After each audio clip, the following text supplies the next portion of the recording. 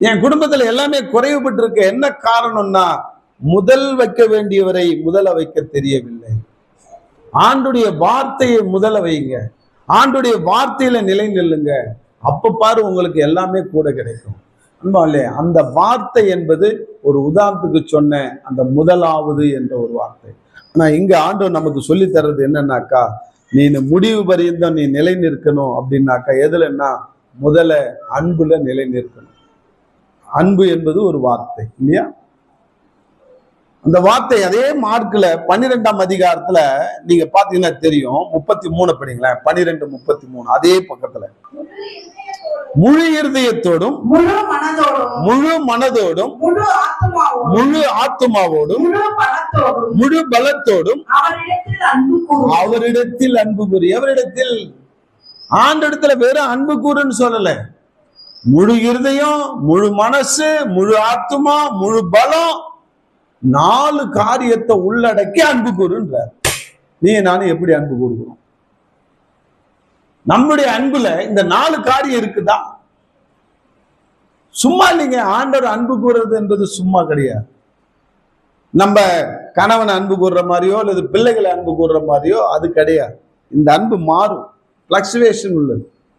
மாறாத அன்பு உனக்கு வேணும்னா அந்த அன்புல என்ன செய்யணும்னா அந்த இருதயம் கலக்கணும், மனசு கலக்கணும், ஆத்மா கலக்கணும், பலம் கலக்கணும், எல்லாம் கலந்து 4 விதமான அன்புல, அந்த அன்புல 4 விதமான சாராம்சம் இருந்தானா அது மாறாத அன்பு, ஸ்ட்ராங்கான அன்பு. அதுலதான் நிலைத்திருக்க சொல்றாரு.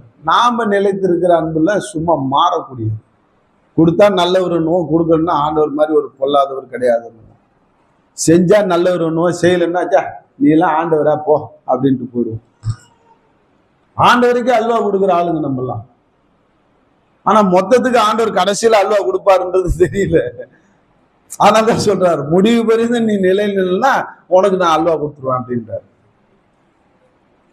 இன்னைக்கு நீ அல்வா கொடுத்துட்டு இருக்கிற, அவர் பொறுத்துனே இருக்கிறாரு. மொத்தத்துக்கு நீ கொடுத்த அல்வாலாம் சேர்த்து வச்சுக்கிட்டு உனக்கே கொடுத்துருவார், எனக்கே கொடுத்துருவார். அப்போ உட்காந்து பேன்னு அழுவோம். அன்பாலே அன்பு கூறுவது என்பது என்ன அர்த்தம்? ஆண்டவரை அன்பு கூறுகணும். அதே போலதான் அடுத்து சொல்ற படிங்க. அதுல தன்னிடத்தில் அன்பு கூறுவது போல பிறனிடத்தில் அன்பு கூறுகிறதுமே சர்வாங்க தகனம் முதலிய பலிகளை பார்க்கிலும் முக்கியமாய் இருக்கிறது. சர்வாங்க தகன பலிகளை பார்க்கிலும் முக்கியமாய் இருக்கிறது என்றார். எது முக்கியம்? பலிகள் முக்கியமா, சடங்காச்சாரம் முக்கியமா, அன்பு கூறுறது முக்கியமா? சொல்லுங்க, உங்க வாயால சொல்லுங்க. இப்ப சடங்காச்சாரம் என்ன தெரியுமா? இப்ப அந்த காலத்துல யூதர்கள் வருஷத்துக்கு 8 வாட்டி இல்ல 5 வாட்டி ஆலயத்துக்கு போகணும். ஒரு யூதனா பிறந்துட்டான்னா அவன் எருசலேம் தேவாலயத்துல வருஷத்துல 2 தடவையாவது 3 தடவையாவது வந்தே ஆகணும், கம்பல்சரி. இது ஒரு சடங்கு. அடுத்தது ஆட்டையும் மாட்டையும் பலியிடணும், அது ஒரு சடங்கு. அப்புறம் காணிக்க பலியிடணும், அது ஒரு சடங்கு. இப்படி பல சடங்குகள் இருக்கு. இன்னைக்கு நமக்கு சடங்குகள்லாம் என்னன்னா, நம்ம இப்ப நம்ம இந்த காலத்துல வாழ்க்கிற நமக்கு சடங்குலாம் என்னன்னா சொல்லுங்க. நம்ம சடங்கு எது? யாராவது பேசுற வரைக்கும் நான் கம்முன்னு தான் இருப்பேன். நம்ம சடங்கு என்ன தெரியலன்னா தெரியலன்னு சொல்லுங்க வேகமா. அதே போடு, அதுதான் நம்ம சடங்கு. போய் என்ன மாறிடுச்சு? சண்டே ஆனா சர்ச்சுக்கு வரணும், காணிக்க போறோம். 2வது சடங்கு காணிக்க போறோம். அது 10 பைசா போட்டாலும் சரி, 10 ரூபாய் போட்டாலும் சரி, செல்லாத நோட்டை போட்டாலும் சரி, காணிக்க. செல்லாத்து கடவுளுக்கு கொடுத்துருவோன்னு செல்லாத நோட்டெலாம் எடுத்து போடுறது, காணிக்க போடுறாங்க. உன் காணிக்க கேட்டாரா? அவரு செல்லாத நோட்டு உன் ஞாயிற்றுக்கிழமை வர்றது கேட்டாரா? உன் மாத பிறப்பு, உன் வார பிறப்பு அனுசரிக்கிறத நான் கேட்டேனான்ற. அதாவது இந்த ஞாயிற்றுக்கிழமை வர்றது சடங்கு இல்லைன்றீங்க. ஆமாம்னா உண்மைதான். அது சடங்கா நீ வர்றது சடங்காயிடுச்சு. நான் என்ன சொல்றேன்னா, முதலாவது தேவனுடைய ராஜ்யத்தை நான் தேட வந்தேன் அப்படின்றதும் இருக்குது, கடமைக்கு நான் வந்தேன் அல்லேலியா அப்படின்ட்டு போறதும் இருக்குது. அதுதான் சடங்கா மாறும். புரியுது? அப்ப இன்னைக்கு நான் தான் சொன்னேன், ஏற்கனவே நான் சொல்லிட்டு இருக்கும் போதே 3 விதமான கேட்டகரி மக்கள் வராங்க சர்ச்சுக்குன்னு. 3 கேட்டகரியில மக்கள் வராங்க. நீ எந்த கேட்டகரியில இருக்கிறியோ அதுக்கு தகுந்த மாதிரி நீ சடங்காச்சாரமா வரியா, இல்லது சம்பிரதாயத்துக்காக வரியா, இல்லது உண்மையிலே ஆண்டுடைய வார்த்தையை கேட்டு மனம் திரும்புறதுக்காக வரியான்றது கடவுள் தான் ஜட்ஜ் பண்ணுவார். உன் இருதயம் என் இருதயத்தை எனக்கு யாருமே ஜட்ஜ் பண்ண முடியாது. நீ எந்த மாதிரி வேடிக்கை பார்க்க வரன்னு எனக்கு தெரியுமா? நீ குறை சொல்ல வர்றன்னு தெரியுமா? நீ ஆண்டவருடைய வார்த்தையை கேட்டு மனம் திரும்ப வரன்னு எனக்கு தெரியுமா? I don't know. எனக்கு தெரியாது. இங்க நிக்கிற எனக்கு தெரியாது, பக்கத்துல இருக்கிற யாருக்குமே தெரியாது. நீ எதுக்காக வர, அவங்க எதுக்காக வரன்னு யாருக்குமே யாரை பத்தியும் தெரியாது. யாருக்கு தான் தெரியும்? ஆண்டவருக்கு தான் தெரியும். நீ உண்மையிலே மனம் திரும்புறதுக்காக நான் வார்த்தையை கேட்டு ஆண்டவருடைய இன்னும் ஒரு படி நான் கிட்டி சேர, இன்னும் ஆண்டவருக்கு என்று நான் பரிசுத்தமாக, இன்னும் நான் ஆண்டவருடைய வார்த்தையில நிலைத்திருக்க வரேன்னு நீ ஆர்வமா வந்தா அந்த இருதயத்தை ஆண்டவர் பார்க்கிறார். அது சடங்காச்சாரம் கிடையாது. அடுத்தவனை குறை சொல்றதுக்கு இன்னைக்கு என்ன மெசேஜ் கொடுக்குறாரு, இவர் என்ன ட்ரெஸ் பண்ணிட்டு வர்றாரு, இவரெல்லாம் ஓகேமா, இவர் இன்னைக்கு உட்காந்துட்டு வார்த்தை கொடுக்குறாருன்னு நீ மனுஷனை ஆராய்ந்து பார்க்கவும் மற்றவர்களை குறை சொல்லவும் வந்தனா நீ சடங்காச்சாரமா வரன்னு அர்த்தம். ஏன்னா அந்த காலத்துல அப்படிதானே ஆச்சு. பலி செலுத்தணும்னாரு. பலி செலுத்தணும். இப்போ ஒன்னும் உதாரணத்துக்கு சொல்றேன். ஒரு கொலை செஞ்சுட்டான்னு வச்சுங்க. கொலை செய்தவன் ஒரு ஆட்டுக்குட்டிய அவன் என்ன செய்யணும், வீட்டுல இருந்து கொண்டு போய் ஆலயத்துல கொண்டு போய் அதை பலியிடணும்னு ஒரு ஐதீகம் இருக்குன்னு வச்சுக்கோ, ஒரு சடங்காச்சாரம் இருக்கு. அப்ப எதுக்காக அந்த சடங்காச்சாரத்தை சொன்னாரு, பலியிட சொன்னாருன்னா, வீட்டுல இருந்து அவன் ஆட்டுக்குட்டியை புடிச்சிட்டு போகும்போது பக்கத்துல இருக்கிறவரெல்லாம் பார்ப்பான், இவன் என்ன செஞ்சுட்டான்னு தெரியும். இவன் பாவம் பண்ணிட்டான், ஏதோ ஒரு பெரிய கொலை பண்ணிட்டான், அதுக்காக இந்த பலியை எடுத்துட்டு போறான். அப்ப 4 பேர் இவனை என்னன்னு சொல்லுவாங்க, நல்லவன் சொல்லுவாங்களா, கொலைகாரன்னுவாங்களா? பாவி கொலை செஞ்சுட்டு ஆட்டை எடுத்துட்டு போறானேன்னு அவனை எல்லாரும் தூஷிப்பான். அப்ப இந்த அவமானத்தினால அவன் கூனி குறுகி அடுத்தது அந்த பாவத்தை செய்யக்கூடாது என்பதற்காக ஆண்டவர் இப்படியாக பப்ளிக்கா எடுத்துட்டு போனார். இவன் என்ன தெரியுமா செஞ்சான், ஆட்டை தானே பலியிட சொன்னாரு. கோயில்ல ஒரு ஆட்டு வித்துன்னா அந்த ஆட்டை எடுத்து நம்ம பலியிட்டுருவோம், தெருவுல நம்ம அசிங்கப்பட தேவையில்லைன்னு கோயில்ல ஆட்டை வாங்கி பலியிட ஆரம்பிச்சோம்.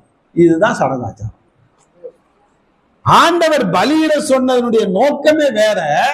இவன் அதை எப்படி மாத்திட்டான், சடங்காச்சாரமா மாத்திட்டான். அதனால்தான் இந்த காரியத்தை சொல்றார், பலிகளை பார்க்கிலும் சடங்காச்சாரத்தை பார்க்கிலும் ஆண்டவரை அன்பு கூறுதான் மெயின் முக்கியம்ன்ற. இப்ப புரியுதா? அப்ப அன்பு கூறுதல்ல நிலைத்திருக்க வேண்டும். எப்படி அன்பு கூறணும், ஆண்டவரை முதன்மையாய் வைத்து அன்பு கூறணும். எப்படி அன்பு கூறணும், முழு இருதயத்தோடு, முழு மனசோடு, முழு பலத்தோட, முழு ஆத்மாவோட அன்பு கூறு. அறகுறையா பண்ணாத. இன்னைக்கு நீங்க ஆலயத்துல வந்து ஆண்டுடைய வார்த்தையை கேட்கறத முழு இருதயத்தோடு, முழு பலத்தோடு, முழு ஆத்மாவோடு, முழு மனசோட வரையா, அறகுறையா வரையான்றது ஆண்டவர் அறிவார். ஆண்டவர் அன்பு கூறதுனால தானே இங்க வந்த. நீ சாராயத்தை அன்பு கூர்ந்தா எங்க இருப்ப? சாராய கடையில கிடப்ப. சினிமாவை அன்பு கூர்ந்தா சினிமா தியேட்டர்ல இருப்ப. ஆண்டவர் அன்பு கூறா இங்க உட்கார்ந்து இருக்கிறோம். ஆனா அநேகர் இன்னைக்கு எப்படி உட்கார்ந்து இருக்கிறோம், ஃபார்மாலிட்டிக்கு உட்கார்ந்து இருக்கிறோம், அறகுறை இருதயத்தோட உட்கார்ந்து இருக்கிறோம், தலையேத்தேன்னு உட்கார்ந்து இருக்கிறோம். ஐயோ சர்ச்சுக்கு போனா வீட்டுல திட்டுவாங்களேன்னு உட்கார்ந்து இருக்கிறோம். எங்க அப்பா அம்மா கூட்டு வந்தாங்க, அவங்க பின்னாடி நான் வந்தேன்னு உட்காந்து, நான்லாம் 3.5 வருஷம் அப்படிதாங்க போனோம். எங்க அக்கா ஐயோ இது தொல்லை தாங்களே, இதுக்காகவே நம்ம சர்ச்சுக்கு போகணும், இல்லைன்னா இது திட்டி தீர்த்துரும், இது சோறு போடாது. சோத்துக்காக நான் சர்ச்சுக்கு போனது உண்டு. அப்ப எனக்கு அந்த வாழ்க்கையும் எனக்கு தெரியும், இந்த வாழ்க்கையும் தெரியும். இப்ப ஆண்டவரை மகிமைப்படுத்துறதுக்கு ஆலயத்துக்கு போனோம், ஆண்டவரை கனப்படுத்துறதுக்கு ஆலயம் போனோம், ஆண்டவரை நேசிக்கிறதுக்கு ஆலயத்துக்கு போனோம், ஆண்டவர் என்னோடு பேசுறதுக்காக நான் பேச்சை கேட்கறதுக்கு ஆலயத்துக்கு போனோம்னு அந்த இருதயத்தையும் ஆண்டவர் பார்க்கிறாரு, அந்த இருதயத்தையும் ஆண்டவர் பார்த்தாரு. என் மவனை ஊரை ஏமாத்துறதுக்கு ஆலயத்துக்கு வரியா, உன்னை ஏக்கத்தோட நான் உன்னை ஆலயத்துக்கு கொண்டு வரேன்டான்னு என்னை அடிச்சாரு, தூக்குனாரு, என்னை கொண்டு வந்தாரு. இன்னைக்கு நம்ம இருதயத்தை ஆராய்ந்து பார்க்கிறவர் அவர் தான். அப்ப முழு இருதயத்தோடு, நம்ம பலத்தோடு, நம்ம ஆத்மாவோட, மனசோட அன்பு கூறுகிறோமா, அறகுறையா அன்பு கூறுகிறோமா? நம்முடைய அன்பு எப்படியாக இருக்கு, எந்த அன்புல நம்ம நிலைத்திருக்கணும், அததான் கத்துக் கொடுக்கிறார். நீ நானும் சும்மா சாதாரண அன்புல ஆண்டவர் அன்பு கூறன்னு சொல்லி நிலைத்திருக்காத. ஆண்டவரை நேசிக்கிறதுக்கு இந்த 4 விதமான காரியத்துல அடங்கின அன்புல நிலைத்திருன்னு சொல்றார். அதுதான் அடுத்து என்ன சொல்றாரு தெரியுமா? நிலைத்திருன்னு. விசுவாசத்துல நிலைத்திரு. எதுல? அன்புல நிலைத்திருந்தார். விசுவாசத்துல ஏன் நிலைத்திருந்தாரு? விசுவாசம் இல்லாமல் தேவனை தரிசிப்பது கூடாத காரியம். விசுவாசித்தால் தேவனுடைய மகிமையை காண. நீ இப்ப ஆண்டவருடைய அற்புதத்தை நீ பெறணும்னா, ஆண்டவருடைய கிருபையை பெறணும்னா, ஆண்டவருடைய ஆசீர்வாதத்தை பெறணும்னா உனக்கு விசுவாசம் தேவை. அதுல நீ நிலைத்திரு. நீ நித்திய ஜீவன் உனக்கு வேணும்னா விசுவாசம் தேவை. ஒண்ணுக்கு ஒண்ணு தொடர்பு இருக்கிறது இந்த வார்த்தையில, சும்மா கிடையாது. நீ ஆண்டவருடைய கிருபையை பெற்றுக்கொள்ளணும்னா உனக்குள்ள விசுவாசம் இருக்க வேண்டும். எத்தனை பேர் புரியுது? விசுவாசம் இல்லைன்னா ஆண்டவர் கிருபையை பெற்றுக்கொள்ள முடியாது. ஆண்டவருடைய ஆசீர்வாதத்தை இல்ல, ஆண்டவருடைய அற்புதத்தை, ஆண்டவர்கிட்ட எதையாவது என்ன அதை அப்படிதான் சொல்லணும். நீ ஆண்டவர்கிட்ட எதையாவது நீ பெற்றுக்கொள்ளணும்னு நினைக்கிறியா? இப்ப நம்ம எல்லாத்தையும் யாருகிட்ட போய் கேட்கிறோம்? யார்கிட்ட கேட்கிறோம்? ஆண்டவர்கிட்ட கேட்கிறோம். அந்த கேட்கறது நீ பெற்றுக்கொள்ளணும்னு நினைக்கிறியா? கேட்கறது மட்டும் கேட்டா போதும்னு நினைக்கிறியா? கேட்கறது பெற்றுக்கொள்ளணும்னா நம்ம என்ன செய்யறோம்? ஆண்டவர் உண்டு இல்லைன்னு ஆக்குறோம். இன்னும் உனக்கு கண்ணு இருக்குதா, காது இருக்குதான்னு கேட்கிறோம். ஆனா அவர் திருப்பி நம்மளை கேட்கிறாரு, நீ என்கிட்ட கேட்கிற உனக்குள்ள விசுவாசம் இருக்குதுன்னு கேட்டாக்க நம்ம எங்க போய் பதில் சொல்றோம்? விசுவாசத்தோடு கேட்டா நீ பெற்றுக்கொள்வேன்ற. விசுவாசிக்கிறவனுக்கு எல்லாம் கூடன்னார். விசுவாசிக்கிறதுனால நீ ரட்சிக்கப்படுவாய் என்றார். விசுவாசித்தால் தேவனுடைய மகிமையை காண்பான்றார். அந்த விசுவாசம் என்பது கிறிஸ்துவ வாழ்க்கையில ஒரு முக்கியமான ஒரு பகுதின்றது நம்ம அறிஞ்சிக்கல. அதுல நிலை நிற்கணும் முடிவு பரிந்தோம். அதுதான் ஆண்டவர் ஆசைப்படுறார். நீ விசுவாசத்துல நிலை நிற்கணும்னு ஆசைப்படுறதுனால்தான் இந்த வார்த்தையை ஆண்டவர் பேசுகிறார். அன்பாலே, எனக்கு இன்னைக்கு கடன் அடையணும், அதனால நான் விசுவாசிக்கிறேன்னு சொல்லிட்டு நாளைக்கு நான் விசுவாசிக்காம போனா நாளைக்கு அந்த நித்திய ஜீவன் எனக்கு கிடைக்காது, கடன் அடைஞ்சிடும். அப்படிதான் இந்த 10 குஷ்டரோகிகள் வந்தாங்க. இந்த 10 குஷ்டரோகிகள் என்ன செஞ்சாங்க? ஐயா ஆண்டவருமாரே, எங்களை காப்பாத்து, எங்களை ரட்சியும், எங்களை விடுதலையாக்கும். எதுக்காக கத்துனாங்க? வியாதி சுகமாகணும்னு கத்துனாங்க. போய் உங்களை ஆசாரியன்ட்ட காமி போ அப்படின்னாரு. ஒரே ஒரு வார்த்தை தான் சொன்னார், ஆசாரியனுக்கு போய் காமி போ அப்படின்னாரு. அவன் ஒதுக்குப்புறமா இடத்துலதான் இருப்பாங்க. குஷ்டரோகிகள் எல்லாரும் ஒரு ஊருக்கு எல்லையில ஒதுக்குப்புறமான இடத்துல இருப்பாங்க. அவர் அந்த ஊர் எல்லையில அப்படி போகும்போது இயேசு வரான்னு கேள்விப்பட்டு, ஐயரே எங்களுக்கு இறங்கு, ஆண்டவரே எங்களுக்கு இறங்கு, தாவீது குமாரனே, என்னென்ன கத்துனானுங்க. சரி இறங்குனாரு. எல்லாரும் போய் ஆசாரிட்ட போய் காட்டலாம் போடா அப்படின்னாரு. ஏன் ஆசாரிட்ட காட்ட சொன்னாரு? யூத முறைப்படி அவன் தான் டாக்டர். அந்த காலத்துல அவன் தான் செக் பண்ணணும், இவனுக்கு குஷ்டரோகம் இருக்குதா இல்லையான்ற சர்டிபிகேட் கொடுக்கறது அந்த ஆசாரியர். நல்லா புரிஞ்சுக்கோ.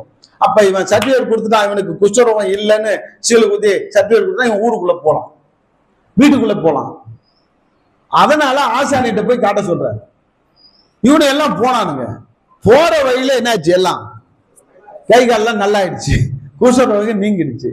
பாதி வழியில இவனு பர்ஃபெக்ட் ஆயிட்டானுங்க. இவனு என்ன செஞ்சிருக்கணும்?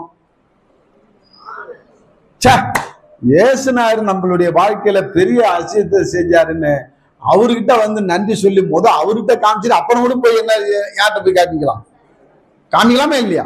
ஆசாரி எங்க ஓட போறாரு, ஏசுனார ஊடு விட்டு ஊருக்கு போயிட்டே இருப்பாரு. ஆனா இவனு என்ன செஞ்சானுங்க? ஆசாரின்ட்ட தானே கடை சொன்ன, நல்லா ஆயிட்டோம்.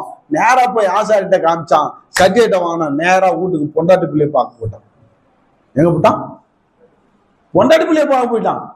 அதுல ஒருத்தவன் மட்டும் என்ன செஞ்சான்? டேய் நீங்களாம் புத்தி கட்டவனுடா, நீங்க நன்றி கட்டவனுடா. நான் என்ன நல்லாக்குன இயேசுவை பார்த்துதான் நான் ஆசாரின, எனக்கு சர்டிஃபிகேட் அப்புறம் தான்டா தேவைன்னு நேரா இயேசுவை நோக்கி ஓடணும். போய் ஆண்டவரேன்னு போய் காலில் சாஸ்தாமா வந்து உன்ன மாதிரி ஒரு தெய்வம் கிடையாதுயா அப்படின்னு சொல்லிட்டு நன்றி. அவருடைய உள்ளறை ஏக்கம் பாருங்க. நான் வந்து அதுதான் நான் நினைக்கிறேன். ஏசாண்டுடைய ஏக்கம், வந்தவனை விட்டுட்டாரு, மற்ற 9 பேர் எங்கப்பா அப்படின்னு.